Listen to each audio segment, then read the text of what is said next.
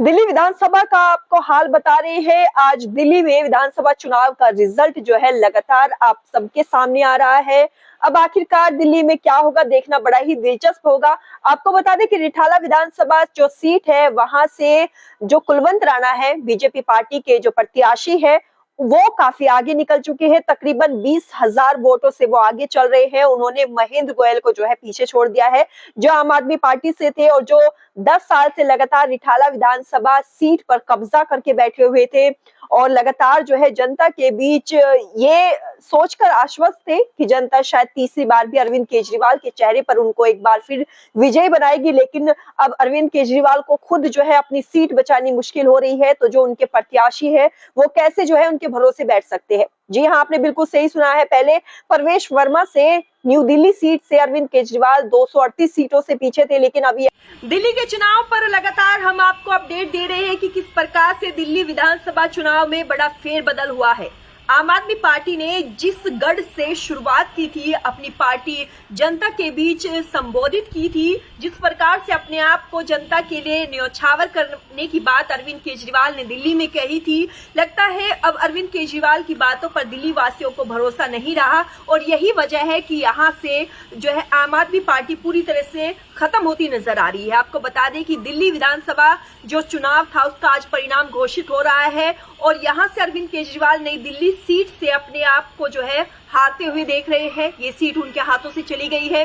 कहां 238 वोटों से आगे चलने वाले अरविंद केजरीवाल अब 1098 वोटों से पीछे चल रहे हैं और लगातार परवेश वर्मा उनको मात दे रहे हैं।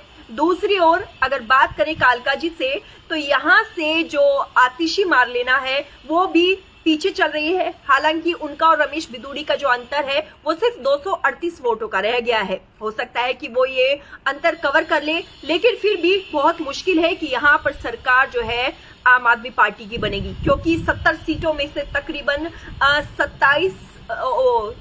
47 और 23 सीटों का अंतर हो गया है। 47 पर बीजेपी आगे चल रही है और 23 पर जो है आम आदमी पार्टी। हालांकि कांग्रेस पार्टी यहां पर अपना खाता भी नहीं खोल पाई है और ये कांग्रेस पार्टी की बड़ी ही करारी हार है।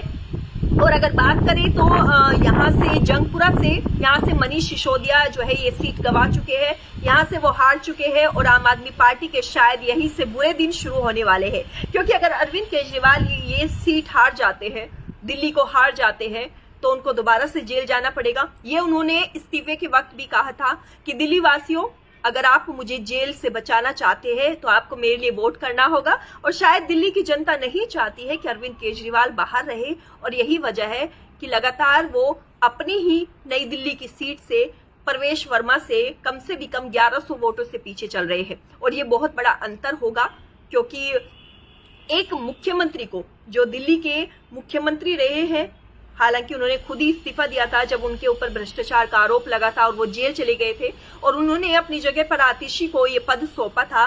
वो जो है ये सीट अगर हार जाती है तो ये पूरी पार्टी कमजोर हो जाएगी और सिर्फ पंजाब में ही वो रह पाएगी और नई दिल्ली जो उनका गढ़ था, यानी उनका घर था, यहाँ से बीजेपी पार्टी उनको बाहर कर देगी।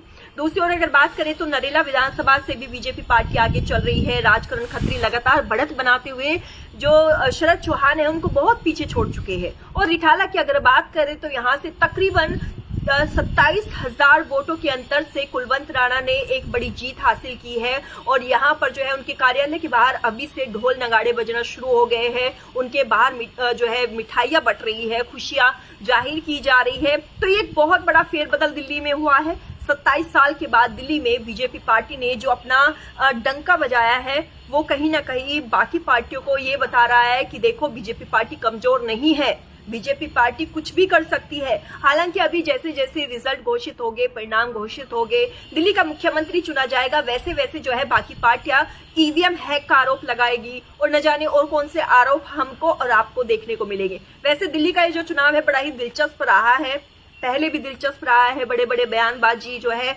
इस चुनाव के दौरान सुनने को मिले, बड़े बड़े आरोप लगे, एक दूसरी पार्टी पर जो है सभी ने लांछन लगाए। दिल्ली के कोई जो है यमुना का पानी पीता नजर आया तो किसी ने हरियाणा से यमुना के पानी में जहर मिलाने की बात कही। तो ये जो पूरा चुनाव रहा है ये बड़ा ही इंटरेस्टेड रहा है। तो लगातार शाम तक देखते हैं कि किसकी सरकार बनेगी, कौन मुख्यमंत्री होगा और किसके पास कितनी सीटें आएगी। तो लगातार हम आपको चुनाव में बता रहे हैं। हमारे साथ बने रहिए और देखते रहिए हिंदुस्तान न्यूज जंक्शन।